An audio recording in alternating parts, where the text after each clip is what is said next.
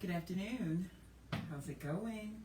The last time we met, we were starting the Lent season, and we had purposed that we were going to try and do some things differently. Maybe not necessarily fasting, but definitely sacrificing, changing something, altering something so that we would all be better at the end of 40 days. So how's it going?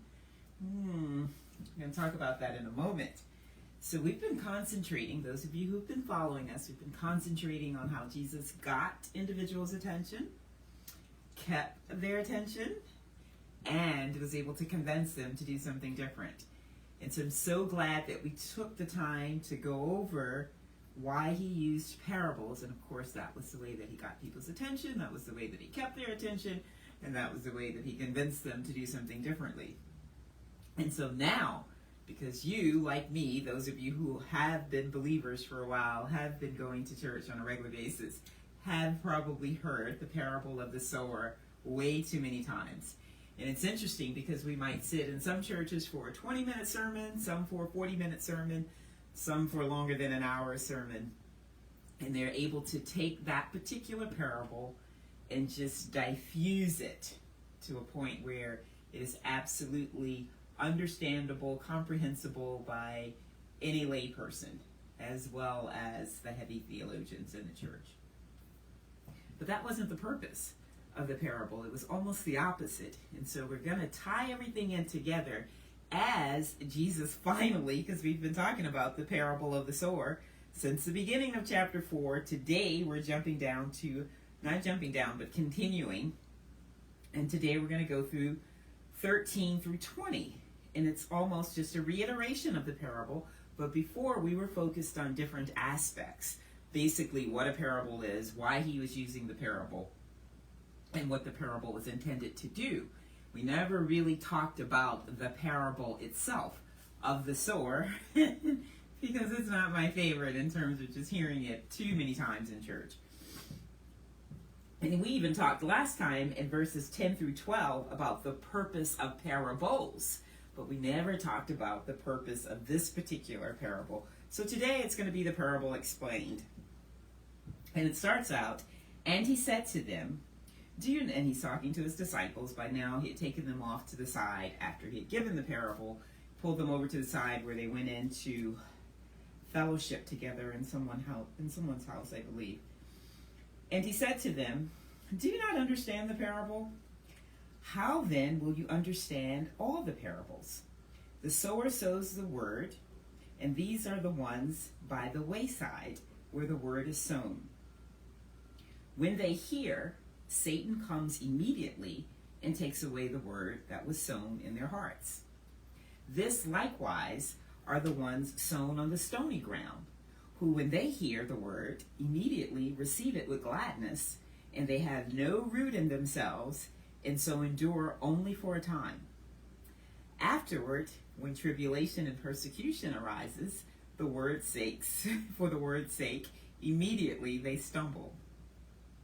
Now these are the ones sown among thorns. They are the ones who hear the word, and the cares of this world, the deceitfulness of riches, and the desires for things other than what we ought to be desiring in the kingdom, that's my paraphrase, begin to enter, and they choke out the word, and then it becomes unfruitful. But these are the ones sown on good ground, those who hear the word, accept it, and bear fruit, some 30-fold, some 60, and some 100. And so in your description today, I was asking the question, are you bearing fruit? Some 30, some 60, some 100. And if not, why not? Because that is what we're here for. We're here to please God. We're here to be used by God. We're here to be kind, loving to God, but also to our fellow man. And in doing that, in doing those two things, honoring God with all of our heart, our soul, and loving our fellow man, that is the process of bearing fruit. And depending on how the capacity in which we do it will determine whether or not it's 30, 60, or 100-fold. And so you've heard this parable before. If I were to go and read it in Matthew In Mark, it's going to be Matthew and Luke, it's going to be extended more. Jesus doesn't elaborate on it, and Mark doesn't elaborate on it in this particular gospel, because this is the gospel that I've selected for us to use to learn how to be disciples, because it is the action gospel. It teaches you the doing part. Matthew really goes through a lot of the teaching part. And then Luke, the physician, is just very descriptive of everything. But this one kind of cuts to the chase and allows us to see exactly what's going on. And because most of us have heard this a million times, I've decided to do something different, and we'll incorporate it into everything else that we're doing, because we're trying to get us whole spiritually, physically, and mentally. So as we're making our way to Easter Sunday in terms of fasting, sacrificing, doing a few things differently, we're going to talk about that. We're going to talk about where you are in your progress as we explain what Jesus was explaining to the disciples in terms of what this parable means, the real understanding of it. And so it starts here with just being really curious to the disciples. You don't understand. This is what he's saying. He's saying to them, looking them in the eyes. Imagine, if you will, your sanctified imagination. So they're sitting around a table, and they're perplexed. They're trying to figure out, okay, he just went through the mystery of the kingdom, and he explained that it's not a mystery at all. It's just that it's an expression where he's here, he's in the human form, in the flesh. He's given the people everything that they need in life, and they hear him, but they don't hear him. You know, they see, but they don't see. And his heart is just aching because he wants them to really be able to see and to really be able to hear. And so now he's looking at his disciples in the same way and saying, you guys are in the same predicament that these people are in. You hear, but you don't hear. You see, but you don't see. And he's saying, you too don't understand this parable? And so he reiterates the parable, and he says, it's just like when the sower sowed seed. So remember, we talked about his reason for using the parable. His whole point in using the parable was to bring that heavenly message parallel to an earthly understanding and seeing. And so he's talking to a group of farmers. Basically, he's in Palestine. There's not a person in Palestine that's not a farmer. That is the way of life. That is the trait of life. And so he's saying, you have to understand this. And so he's giving them something that they can relate to. And so he's saying, okay, you know, and imagine, if you will, they're by the lakeside, but right by the shore side, you'll find the cliffs, which basically are where they grew things in Palestine. So the farming is right there, and undoubtedly, as he's talking to them, there's probably a farmer walking in the distance, sprinkling seed. So he's probably pointing and saying, see the sower. And so back then you had strips, and you're just like you have a farm plot, and you're going to have rows of food. The pathway in between were basically the right-of-ways in Palestine.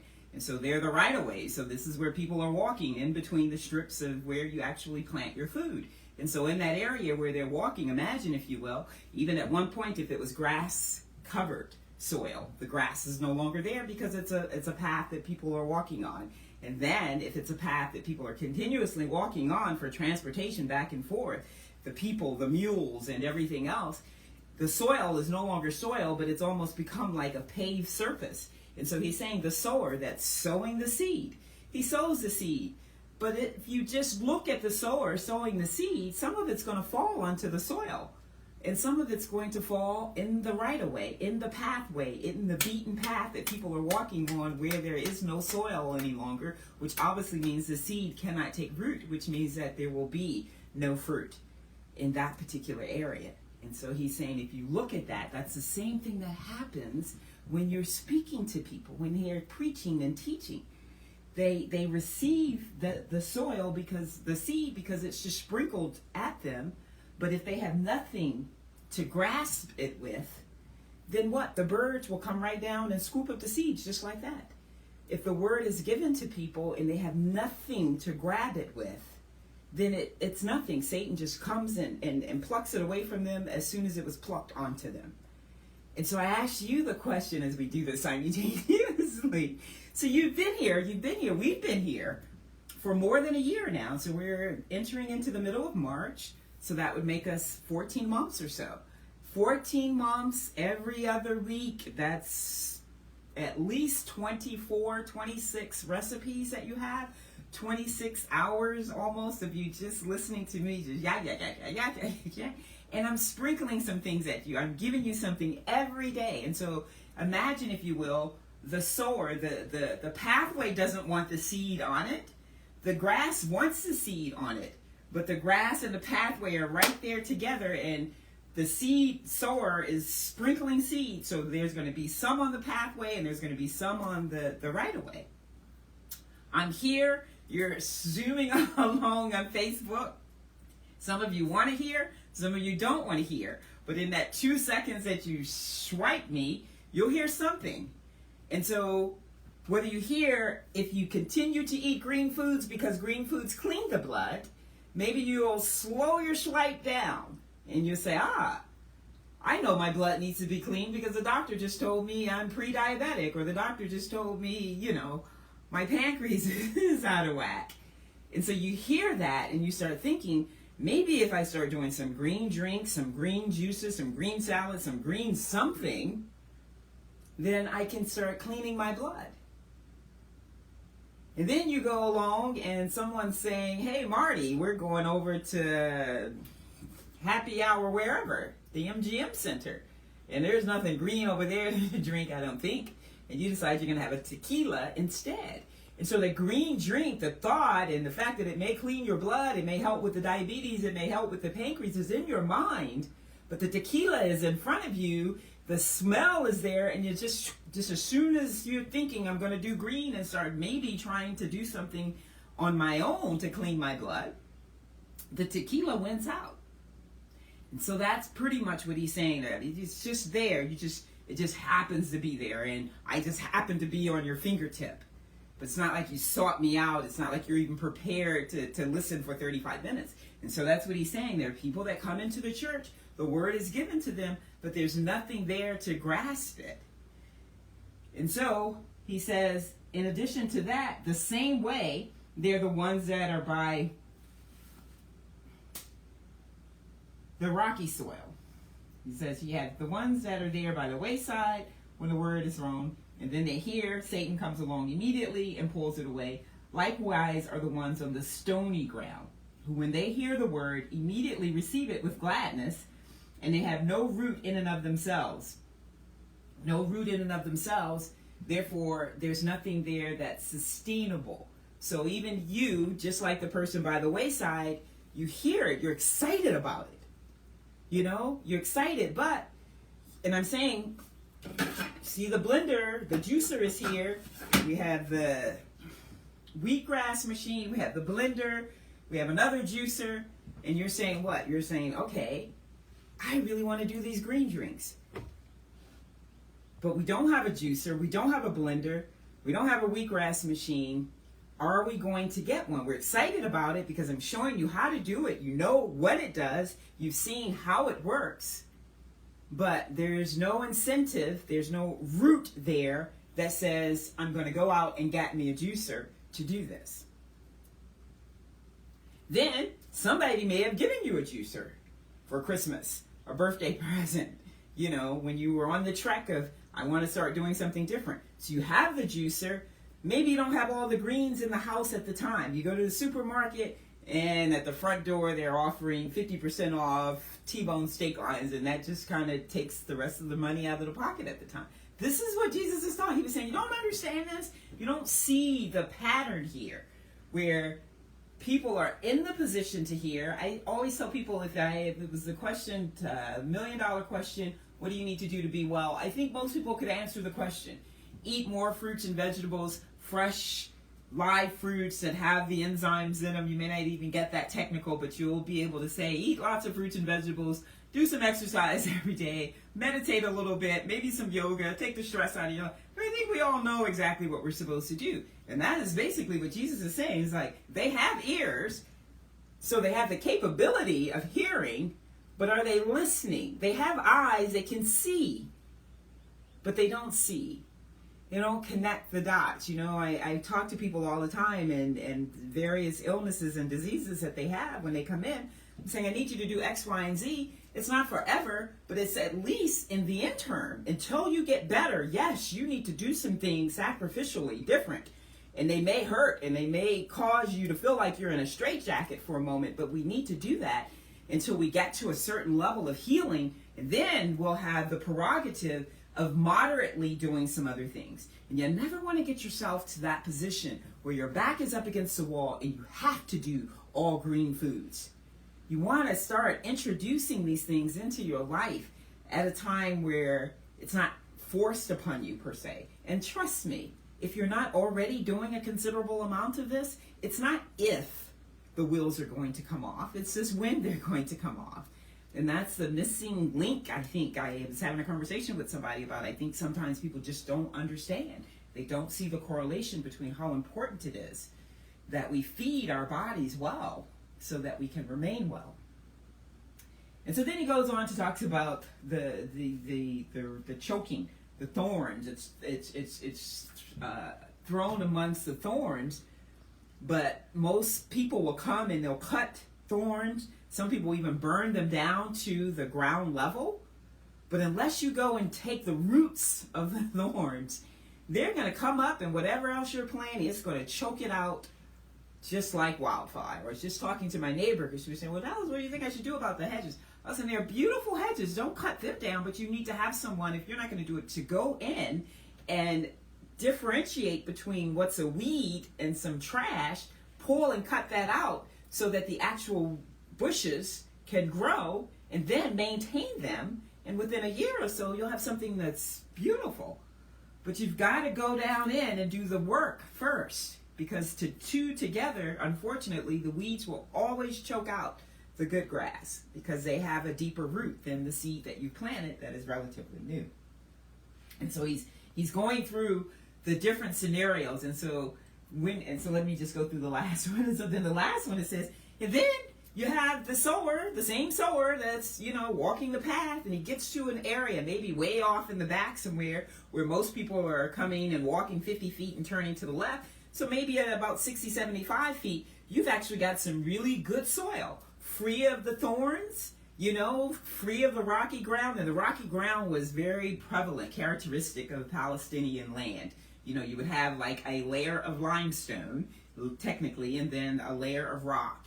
And then they would just throw things on there, and obviously it was not going to do anything by the time. If it did even sprout up, then it would wither and die once the sun hit it up against that pavement. But way back off, you're going to always, wherever you have bad, everything going on, rocky, I'm looking in my yard right now, moss or whatever else, you're going to have an area where it's just a beautiful patch, that virgin, nice soil. And so he's saying, and then you have good soil.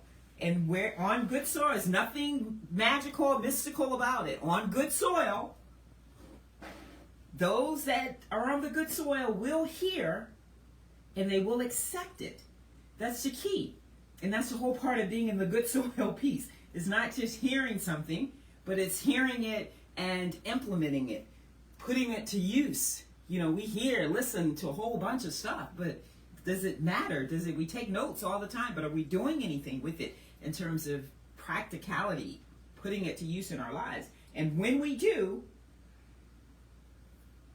it's not a miracle that we're going to not only bear fruit, but it says 30, 60, 100-fold.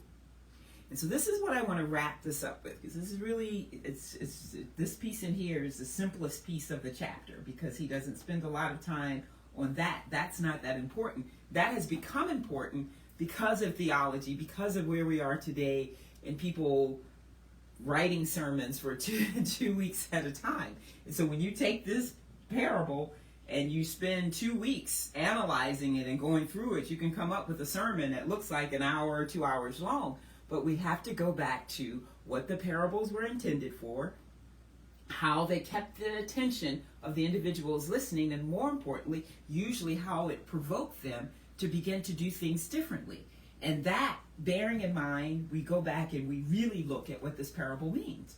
And so when Jesus gave the parables, he was talking to a group of people, and so they weren't going home to study anything. Jesus hadn't taken 2 weeks to write this message up to them, and he's, reading his notes and going through 4 points. He's looking at the sower, he's looking at his audience, he's connecting his audience with their understanding of the characteristics of the sower, which he knows that they are very, very intimately knowledgeable about. And then he's putting the two together and he's saying, see, and he's giving them something to understand in the flash of the moment. In the 10 seconds or 20 seconds that he's giving them this information, they have to get what he's saying. And so the thing comes, if he's telling you this, what is your immediate response to this? So the sower is here and he's walking along the path during the period that Jesus is talking, and Jesus is pointing to him and he's talking to the people. What are they getting from this? They're farmers, they're sowers. They're not sowing at that moment because they're listening to them, but what this guy is doing, they're doing all the time. And so they're thinking, he's forcing them to parallel the two. He's forcing them to say, see, this is you. You've been there, done that. You know how to do that. You have thrown seed, a whole 15-pound bag of seed. Some of it's been on the right-of-way. Some of it's been in thorny soil. Some of it's been on rocky land. And then some of it's been on good soil. You've been there. You know you've taken 15 bags and you've produced a good harvest. And though the harvest may have been 30, 60, or 100-fold, it still was not the quantitative part of what you had put out. Out of that 15-pound bag, maybe 7 pounds of that seed was attributed to just that good soil, but it yielded a 30, 60, 100-fold. And that's what he's saying. And that's what you and I have to remember, is that it's all of this that goes together. And why was Jesus explaining it to them instead of explaining it to the people that he was giving the parable? Because what he needed to get to the people that were listening to the parable was just that. In a flash of a moment, look, he's sowing. You're going to sow on bad soil. You're going to sow on rocky soil. You're going to sow on thorny soil. And you're going to get some on good soil. You've got to go out there and do all 4 of them, and then you're going to get something. And that's the same thing Jesus is telling him. Because why? Why is he even having this conversation with them in some house or along a wayside from the people that he was talking to by the lakeside? Because they're no longer in the synagogue. They're the one that they have left their jobs for, the one that they've decided to pick up their cross and follow, has been pushed out of the synagogues. He's got a red dart on his head because people are coming after. He's made a whole lot of people upset. And you've got to imagine that his disciples are probably thinking, you and I would be thinking, what have I got, all the time, what have I got myself into? Why am I with this crew? Do you know? And they're thinking the man that we gave up everything for, the man that can perform these miracles, but now he's preaching out of a boat. They had to have been discouraged. They've had to have been with some level of despair. And this whole synopsis here is just Jesus's way of encouraging them and saying, you know what? Yeah, we've been put out of the synagogue. Yeah, things don't look good. Yeah, I've tried to explain to you that I am actually going to leave you. And you're going to be by yourself. I'm going to send you a helper. But they're thinking, what helper is going to be better than you? And look what happened to you. You're going to have to leave us, and you're preaching out of a boat. And so Jesus is saying, yeah, it looks like things aren't well. You're out here and you're doing a lot. You're putting a lot of effort forward. You're planting the seed, but you're not getting a harvest, but on a fourth of that. But look at where you do get the harvest. It's 30, it's 60, it's 100-fold. You're listening to me week after week after week. You're like, she's bringing this. I don't particularly want that. I know out of the 26, 30 times I've given you recipes, some of it you're just like, not there yet. But there's had to have been something in these 26 recipes that you said, you know what, I can do that. And I am really hoping that out of the 26, there have been at least 1 or 2 that you've actually tried. And maybe it didn't come out the way that you thought it was going to come out. But maybe it was pliable. Maybe you just tried it and drank it anyway. And I'm sure if you tried anything that we've given you, your little tummy felt a difference. You saw a difference. Your head felt better. You were able to remember where your keys were. Something good came of it. But don't get yourself down because you're not doing this on a regular basis. Don't get yourself down that in the refrigerator that's housing the greens that you've decided you are going to get, on the top of the refrigerator is a bag of Oreos.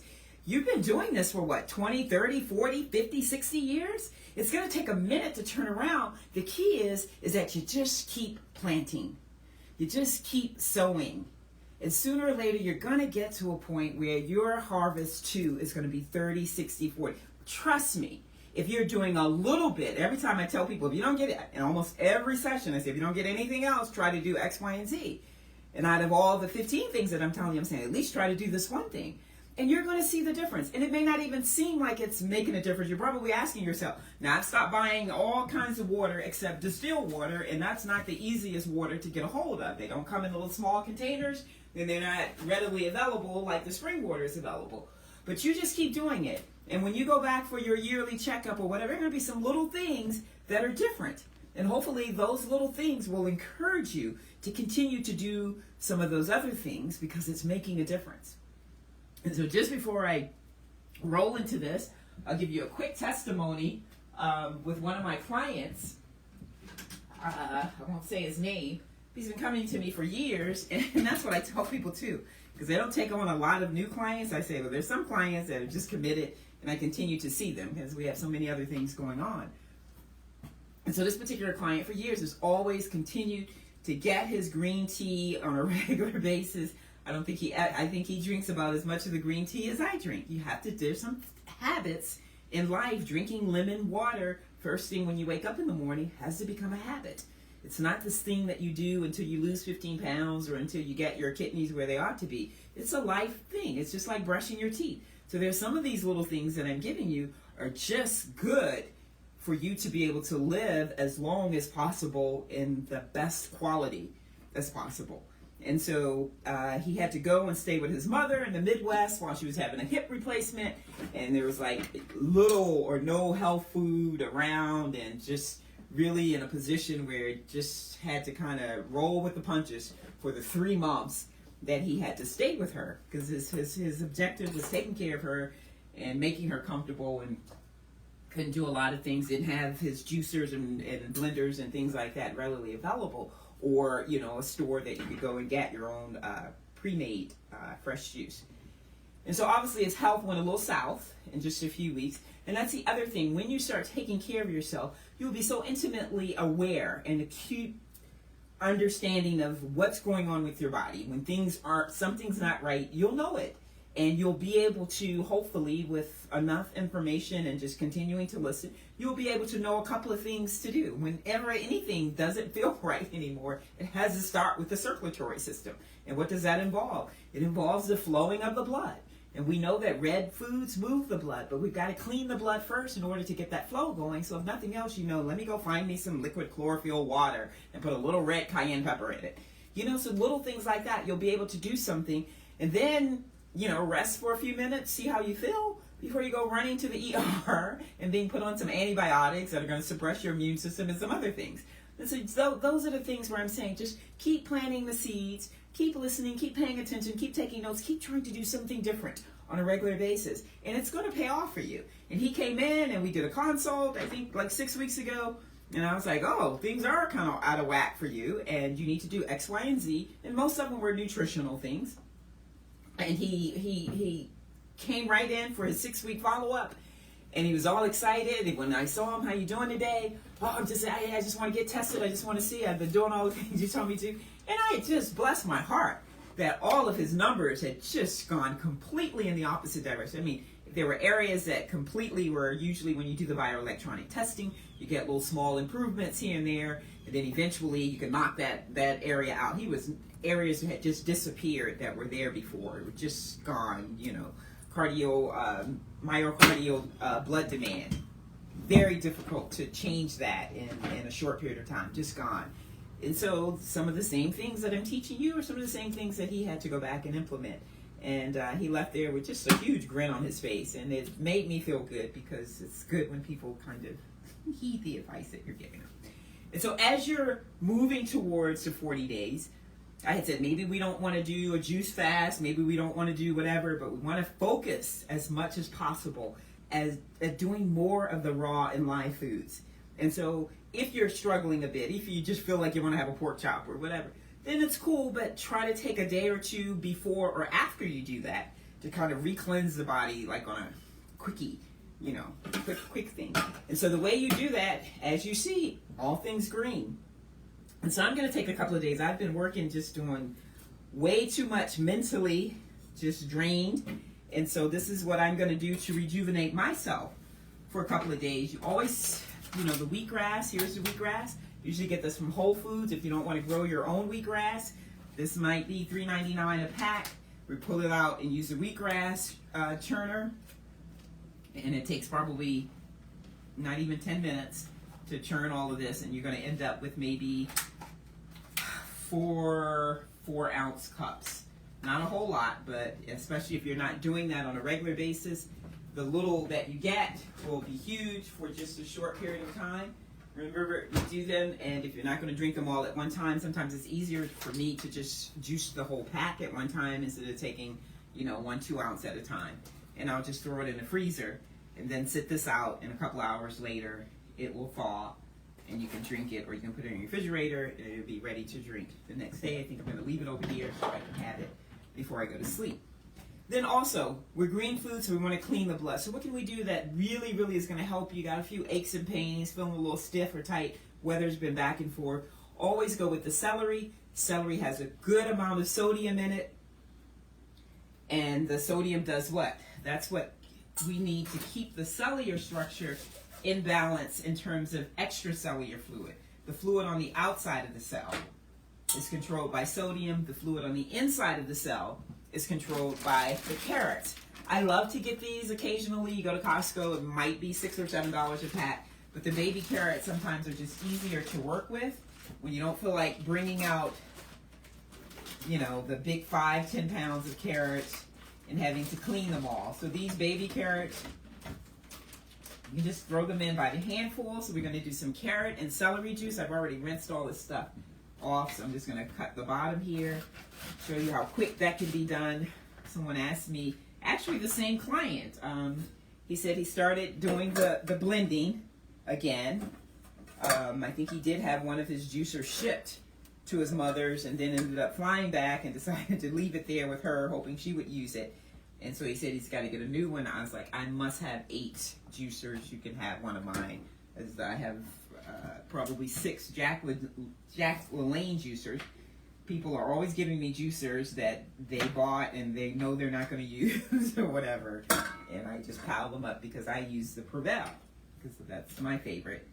And so cucumbers are always a good food when you're trying to just transition for a day or so. I'm just going to slice these up, and actually I'm going to make a green salad over here on the side, but that's also a wonderful juice. I have a couple of great apples here. When you're thinking about being well, I just have apples sitting in the windowsill, and that is my desire when I'm just trying to hurry up and get home. I'm thinking about grabbing an apple and just biting into it. Apples have pectin, P-E-C-T-I-N, which is just the first ingredient you'll see in colon cleansers. I cannot stress how advantageous it is to have an apple a day. We talk about it keeps the doctor away, it keeps the medical bills down, whatever. But it truly is an asset, however you want to look at it. I mean, to just simply force yourself to say, when you leave the gym in the morning, before you have your coffee in the morning, before whatever other habit that you have on a daily basis, that you're going to just smack down on an apple. You will notice it if you don't do anything else differently. And then we have fresh ginger, which is always great for apple carrot juice. You don't need a lot of ginger because it's very powerful. So just a small piece or two when you're doing 16, 20 ounces of fresh juice. So I'm just giving you some ingredients here. When you're not feeling well, I've been a little low on energy today, but my sister had to be at Dulles Airport at 5:30. Who asked you to take them to Dulles Airport at 5:30 in the morning? Uber? Really? So no, took her my brother-in-law, which meant that and then I had the nerve to pack my gym bag. By the time I got from driving out there in the dark, I was like, I am going back home and get in the bed, and that's exactly what I did. But they're going out to Indian Wells to watch the tennis tournament. I should be out there.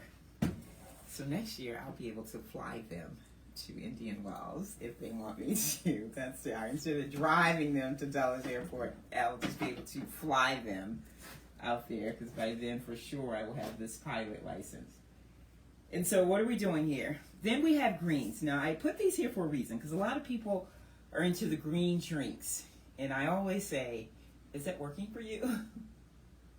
And so I very, very seldom do green juicing.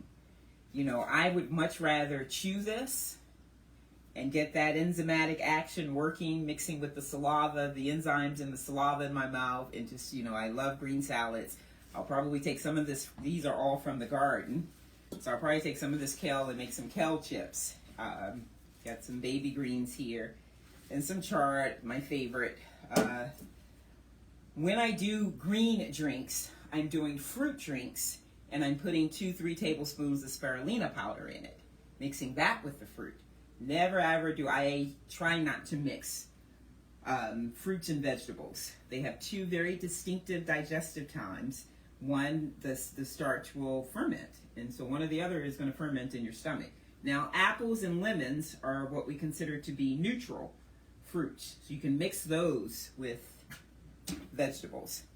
So that's basically, I'm going to show you two things right quick. I'm just going to put a green salad together, because whenever I'm low on energy and I've been just doing some juicing, then I'll just eat me a green salad. So we have some really nice baby fresh greens here, and I'm going to show you just how quickly you can do that. Sometimes, you know, those of you who've been following me know that we can do some very exotic salads, but they don't always have to be like that. So I always keep a red onion around. Let me put some red onion on there. Are there any questions? I'm going to have my other phone up next week so that I can actually see if you have questions at the same time. And what else do I want to talk about? The spring is upon us. I think next week is the first week. Is next week the first week of spring? I don't know either. I know the time changes, I think this weekend. And so it should be coming pretty soon. This is a great time. You always go with what else is going on in the world. So when you look out your window, you know on this gorgeous day and some of the other days that we've had, it's time to start doing a little something in the yard. You know, just kind of nothing else, clearing away some of the leaves that you didn't get up during the fall. So here's going to be a great simple salad. It's basically just going to be some greens. Someone asked me, I'm so happy about what we're doing, because someone actually called me that I hadn't spoken with in a while. She used to work for me, and she's like, Dr. Dallas, remember those wonderful salads that you used to make? I was just wondering if you could give me the recipe. You know what? 3 years ago, I would have actually taken the time to write down all those, or probably go find my book, one of the books, because I think it's in both of the books that I've written, and Xerox a copy and send it to her in the middle of everything else that I have to do. So I was so happy that I could just go back and look through our videos and look for the picture that had all the salad ingredients there, where we put a salad together, and I shared it with her. And she sent me a beautiful text back a couple hours later. And she said, I just watched that thing 2 times. The information was so good. So I know I'm like a little chatterbug on here, but that's what you probably want to do as well. Sometimes you might just want to go and listen to what you're listening to a few times, just to kind of motivate yourself. Sometimes when you fall off that wagon, you've had that tequila, you come home from the MGM, your stomach's feeling a little bloated, your head's hurting a little bit, so you're not going to be able to go to sleep anyway unless you take something, and you don't want to do that. So just pop on the review button.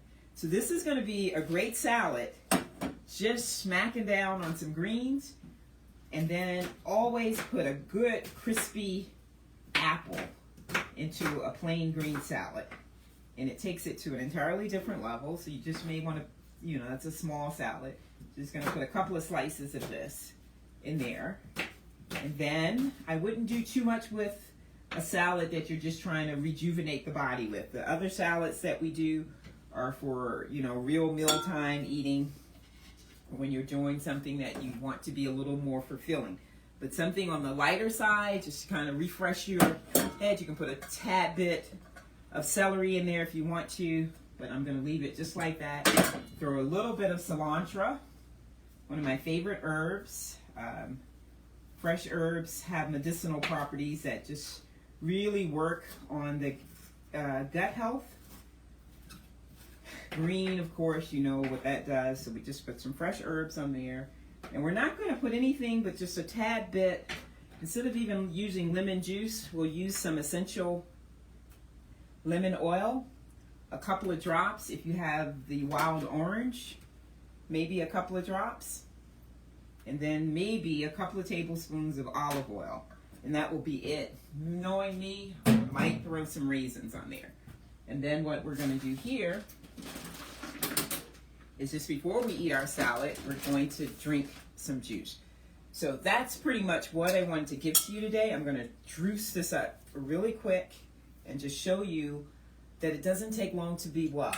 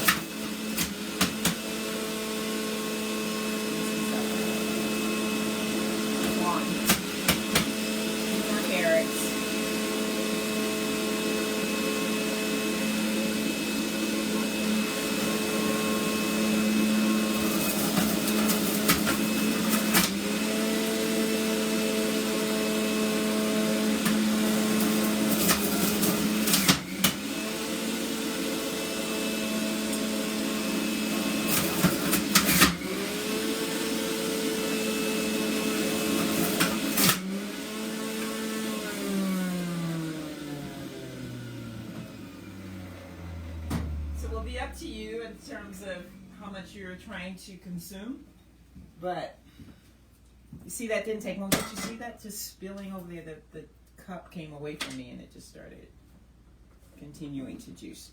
Some people will strain their juice. A lot of times I don't strain my juice. You can use a strainer. I usually just drink it as it is, but you can.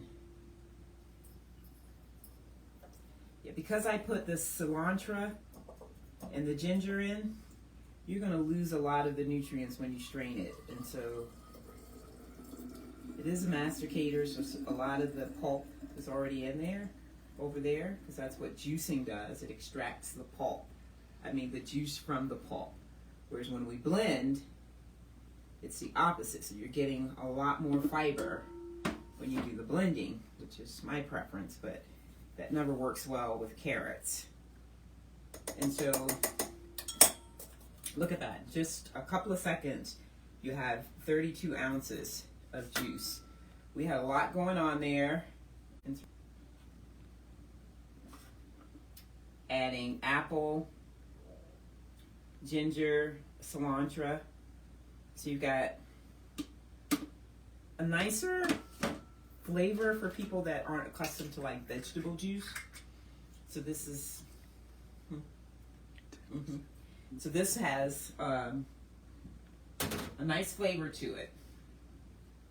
You can also put some of the lemon drops in here. I usually do a couple of drops of turmeric. If you were here a couple of weeks ago, you see where I dropped that and the glass broke, so I'll probably dump that in there.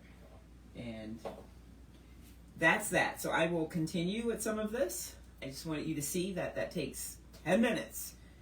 And for those that are not accustomed to drinking juice, 32 ounces will net you at least 4 cups, 4 nice cups.